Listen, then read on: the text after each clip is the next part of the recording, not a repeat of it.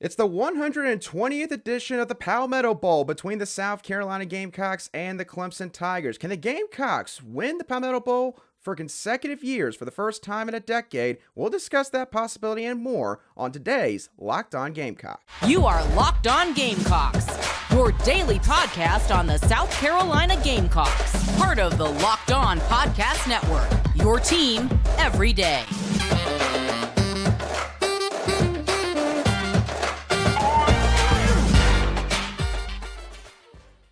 Hello, Gamecock Nation, and welcome back to the Locked On Gamecocks podcast. I'm Andrew Lyon, the host of this podcast, and I'm also a staff writer for Gamecocks Digest over on SI.com. Thank y'all so much for making the Locked On Gamecocks podcast your first listen or watch for your team here today. We are free and available both on YouTube and wherever you get your audio podcasts daily. And on today's show, I am pleased to be joined by Locked On ACC co-host Kenton Gibbs, who's going to discuss the upcoming Palmetto Bowl between the South Carolina Gamecocks and the Clemson Tigers, more so from the Tigers' perspective, considering his connections with the ACC. So, Ken, first of all, thank you so much for coming on to today's show. But before we get down to business, it is Thanksgiving, so I got to ask you real quick, what is your favorite side dish that you got to have on your plate when you're getting your food?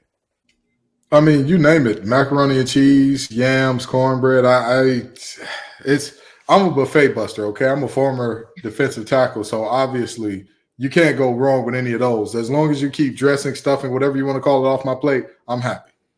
I hear you. Don't discriminate. I'm in the same boat as you, man. It's a great day. It's a great week for sports in general. And the Palmetto Bowl, it's one of the most recognizable rivalry games in the southeastern United States, here in college football especially. And I think it's sure to be a good one. And Ken, obviously, when it comes to the Clemson Tigers, there's been a lot of intriguing storylines with this team this year. From the fact that obviously they're not going to win 10 or more games for the first time in over a decade. Obviously, Dabo Swinney had a spat with Tyler from Spartanburg on his radio show a few weeks back. What are your just overall opinions on this Clemson Tigers football team and sort of how this season has gone for them? First thing first, they need to have Tyler from Spartanburg at their end of season banquet. You know, Dabo Swinney made a very emphatic point to say his name with some emphasis on it. And guess what? This Clemson team has played with emphasis ever since Tyler was on with them. I mean, the reality is very simple. This was a team that had no identity offensively. Defensively, they were good, but they weren't so dominant defensively that you could excuse a lot of the problems that they had offensively. You could excuse the lack of an identity. You could excuse the lack of playmakers rolling at a high level. And ever since that game, they've turned it around. They've got a new attitude. The young guys are stepping up. And more importantly, they have an identity now. They know exactly who they are offensively, which is very one-dimensional. But that one dimension, you know, is like criticizing Stevie Wonder for only playing the piano at a high level. It just kind of sounds foolish.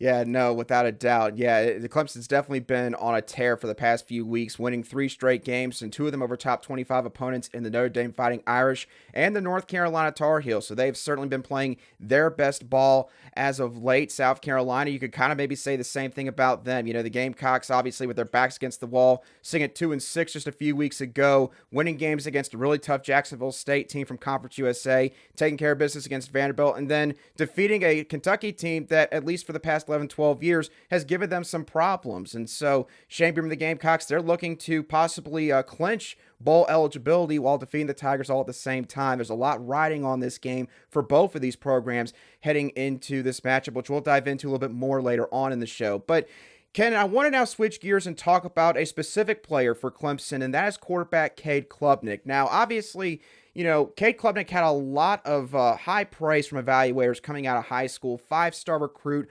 I believe he was Elite 11 MVP, which is one of the most prestigious high school quarterback camps in that circuit. And Tiger fans had a lot of hope and optimism that, you know, this kid could kind of take them back to the days of maybe Deshaun Watson, Trevor Lawrence, and sort of, you know, lead a high-powered Clemson offense back to the promised land, the college football playoff. And it hasn't always worked out that way this season. So what are your opinions on Kade Klubnik and how he's performed in this Clemson offense? That young man has one of the worst football IQs I've ever seen in my life. I genuinely don't understand how like certain concepts get lost in his brain that just make him make certain decisions. But with that being said, I think that this is a team overall in terms of Clemson. You're not looking at a team. There's three types of quarterbacks. There's the quarterback that you win because of, right? You're looking at your Tom Brady's of the world. You're looking at your Caleb Williams at USC. You're looking at that type of deal. Or Southern California. I know that I'm on South Carolina, Locked On Gamecocks. I don't want to, I know that y'all were a school before they were even a state over there. But the reality is very simple, right? That's a quarterback that you win with, or that's a quarterback you win because of. And then there's the quarterbacks that you win with. Those are the guys who, they don't really move the needle one way or the other. They get it to the playmakers. They make good decisions. They may have a bonehead play here and there, but they also may have a play where they play up here and there. And it's like, all right, it about evens out. He's not a super plus, not a super minus. We win with that guy. And then there's the third one. There's the quarterback that you have to win in spite of. There's the quarterback that you're like, please, just God, dear God, don't turn the ball over and we'll be okay. I'm begging you, do not just make the read, throw it away if you can, take the sack, just don't. And the reality is Kade Klubnik has been that guy for a lot of this season. That's the reality. And during this winning streak, I think the biggest thing is that they have told him, hey, listen, you're going to be the quarterback we win with, and that's okay. We can grow you into that quarterback we win because of potentially, but right now, it's either you're the quarterback we win with or you're going to have to sit down for a little while because multiple decisions that he's made, a la the Miami game where he pulled it in overtime when Will Shipley had a much easier path to the end zone than him. The Florida State game where your backs are averaging over 5 yards a carry. You're at 3rd and 1 and you pull it to throw a bubble screen. Like those are the types of things where I'm just like, what's going on up here? What's not clicking? What are the neurons not neuroning up there? Like what a good thought that you brainstormed die of loneliness up there, young man. But with that being said, he's young, he's maturing, he's learning. So at the end of the day, I think that's my take on Kade Klubnik. Like all of the fanfare, all of the, he's going to be this, he's going to be that. The recruiting metrics and all that, they're more art than science. You do your best to get them right, but there are plenty of folks who follow these kids around and project what they're going to be going forward, and they sometimes don't turn out to be that for a myriad of reasons. And I think that it's fair to say he has not performed anywhere near what expectations were. But on the flip side of that, he's starting to learn, I don't have to be the guy. I don't have to throw for 400 yards. I don't have to throw the game-winning touchdown. I don't have to run in the game-winning score in order for it to be an important victory. Yeah, Kenton, and the thing that really stood out to me when I looked at Kade Klubnik and sort of his numbers is the home and road splits, which obviously you could argue for a lot of quarterbacks. Home and road splits are going to be drastically different. But for Klubnik, he's barely completing 61% of his passes on the road, which these days, 61%, that's viewed as being almost a bad completion percentage because of how offenses are operating now.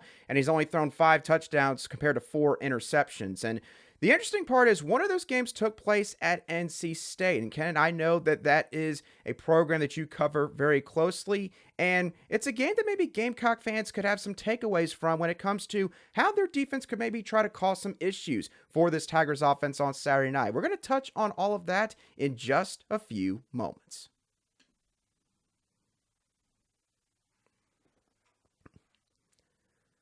Welcome back to this Thursday edition of the Locked On Gamecocks podcast, where we cover your team every single day. And as always, a big thank you to each and every one of you everydayers who make the Locked On Gamecocks podcast your daily watch on YouTube or your daily listen wherever you get your audio podcasts daily. Kenton, not Clinton, Kenton, my fault, man. Let's dive into Clemson's matchup against NC State. This is a program that you cover for the Locked On Podcast Network, that being the Wolfpack. And this was a game that really caught my attention because NC State, they run a really good 3-3-5 defense. It's actually the kind of defense that South Carolina has started to run on that side of the ball for the past couple weeks. They've seen a lot of success with it after having a lot of struggles throughout the first, 3 quarters of the season. And so that is what I would expect Gamecock fans could see on Saturday night. So, Ken, when you look back on that game, what do you think that the Wolfpack did with that 3-3-5 defense that gave Clemson a ton of problems to where they got a bunch of yards in the box score at the end of the day, but they weren't able to capitalize on some of those long extending drives? Yeah, so the biggest thing that NC State did to Clemson to come away with a win in this game was, I mean, they made it very difficult on Cade in the red zone. They made it very difficult on him in terms of the blitz patterns that we were bringing. They made it difficult on him in terms of, like, I struggle to kind of create what the scheme was that made the difference, because I'm a huge believer in it's not about your X's and your O's, it's your Larrys and your Joes. And this was one of those games, right? If you look at the pick six that Peyton Wilson had, it was like not too many other players other than Peyton Wilson would just happen to be right there at the right moment where it bounces off a guy's helmet and he catches it and all that good stuff. But I think that the biggest thing was stopping the run. Like that is if you play Clemson and you cannot, and especially this iteration of Clemson, and you cannot stop the run, congratulations. Go ahead and hand over the Palmetto Bowl trophy right now. Say, hey, it belongs at Clemson. It doesn't belong in Columbia. We don't know what to do with it. We didn't deserve it. We weren't legit, because that's going to be the ball game. If you look at Clemson in their last, I want to say 4 or 5 games, right? Look at the yardage totals in terms of what they did on the ground, and that tells you the result in every single one of those games. When they have gotten over 150 rushing, they've won each of their last 4 or 5 games. When they've gotten under 150, they've lost them. Against NC State, 101 yards exactly. This is a team that at the end of the day, they know their identity. They know, Cade, hand that ball off. You got Big Field next to you. That man is he's listed at 235. I think that's being real generous. The boy is one Bowberry biscuit away from 240, in my opinion, maybe 245. But that's what they got him listed at. And then you got Will Shipley, the all-purpose do-everything guy. He can do some things out of the backfield in terms of receiving. He's got some wiggle out of the backfield and all that good stuff. He's a little bit more explosive, but he is not that every-down guy that Maffa is in terms of, the ability to run inside with power and contact balance and all that. So the biggest thing NC State did was they said, hey, I see what y'all are trying to do. I get it. Y'all are trying to be bullies. Well, you're not that anymore, buddy. Travis Etienne ain't walking through that door. Eric McLean and company ain't walking through that door. You all have to show us that you can find a crease and show some skill. And Clemson couldn't do that, and that's why NC State ultimately won the game, because when you force Cade to be the guy that they win because of, he will falter. That's just the reality. If you can force that, he will falter. The forcing that is the problem. Obviously, their last 3 games, 2 of which were wins against ranked teams, you're looking at, I believe, 175 plus on the ground in each of them, 2 of them being 200-yard games. So, that's the deal. That's what NC State did. And that's what South Carolina's going to have to do if the Gamecocks want a shot at this thing. It's all about stop the run, then have some fun. Those are the rules. I was a former defensive lineman, part of Dorn's first recruiting class, and that's the rule that we learned. Stop the run and go have some fun. South Carolina, if the boys in Garnet want to have some fun in this game, stop the run first. Yeah, Ken, honestly, when I think back to it, I said before the season that South Carolina playing Kentucky, a team as physical as Kentucky that likes to pride themselves, run the football in their own right, that I thought that was, a bad matchup to have leading into the Clemson game. But looking back, it might have actually been one of the best things that could have happened for this team, because they got to see somebody in Ray Davis who, isn't a slouch in his own right. He might not be quite as good as maybe a Phil Maffa for Clemson, like you just mentioned. I mean, dude is an absolute load to bring down. But at least it gives you sort of a litmus test of, where you're at as a defense and, if you can handle this kind of challenge trying to face this Clemson ground attack. Ken, before we get into sort of our final thoughts for this matchup, I want to ask you about Clemson's defense. You've mentioned a couple times now you're a former defensive lineman, so I'm sure that's something that, maybe you pay extra close attention to when you watch these football games. Clemson, obviously, they've been known for their defense for a very long time now, dating all the way back to when Brent Venables originally got there, 10, 11, 12 years ago, however long it was. Now, they're still pretty decent, but, they might not be quite as elite as they once used to be. Is there a single area on that defense where maybe, if South Carolina plays the right way on Saturday night, they could exploit it? Or is it a sort of a situation where you just got to find a way to make enough plays if you're a star player like Xavier Legette or Spencer Rattler on this offense? So I think their secondary is the weakness of this group. With all due respect, I think Wiggins is wildly overrated. Makuba, I think he's everything that he's touted to be plus some. But when you go beyond those two in that secondary, what else do you have?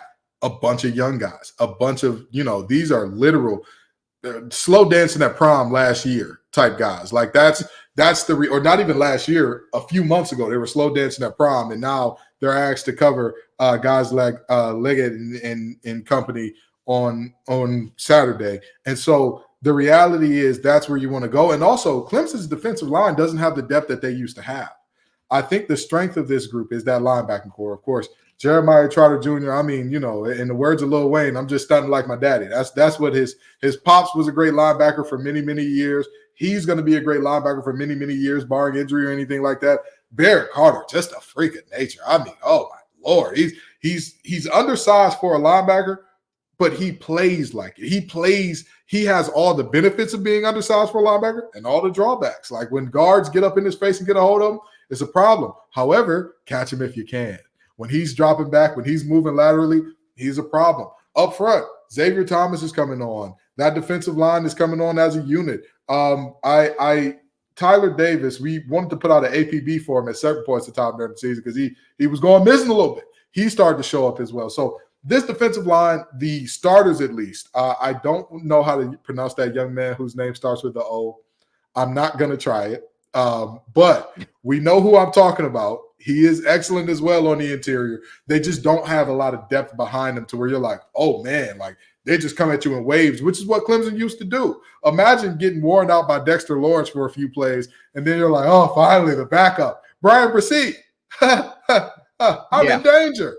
So, they don't have that type of depth anymore. But the reality is the secondary is where you can attack. The secondary is where this group is pliable. They have a lot of problems handling the moment of truth, which is odd to say for Clemson defensive backs. Normally, that's where they excel. Normally, if anything, you catch them out of position maybe. But when it came to that moment of truth, if it was them and the receiver, they look like the receiver. Now, there's a lot of flailing. There's a lot of man turning when they should be zone turning and vice versa. So that's where, this is a really good matchup for South Carolina because we know Spencer Rattler, I have said this many a time, and a lot of people disagree with me about this. Spencer Rattler has, I would say just in terms of pure arm talent, he's probably the best, at worst, second best in this class, probably top 5 in the last 10 years or so. And I mean that very genuinely. So if he can put balls on the money, if this offensive line can hold up and give him some time, there's a very good chance that, this South Carolina team can get it done. Yeah, no, and obviously with that Clemson defense, certainly several stud defenders that the Gamecocks are going to have to watch out for on Saturday night.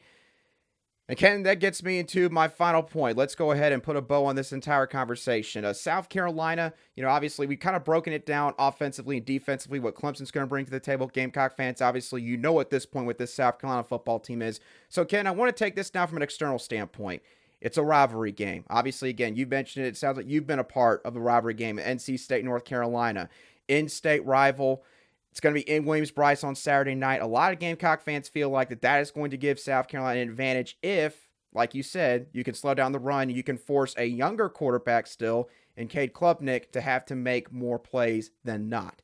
So, do you think that happens for South Carolina, or do you think that Clemson just still has too much on paper with this football team to where it's not going to happen this year?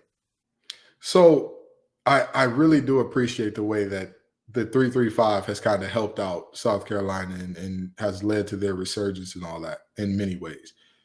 My only problem is you have to have depth to stop this Clemson running game because you're looking at 2 really quality backs. You can stop one of them and then all of a sudden the other goes off and you can kind of stop them for 2-3 quarters, but they're not going to give up on this run game because they know if Kade has to throw it 40 times, we're going to lose. So listen, as much as I don't like the Tigers, as much as I like them a lot more than the boys in baby blue, but I think that the Tigers are going to say, you know what?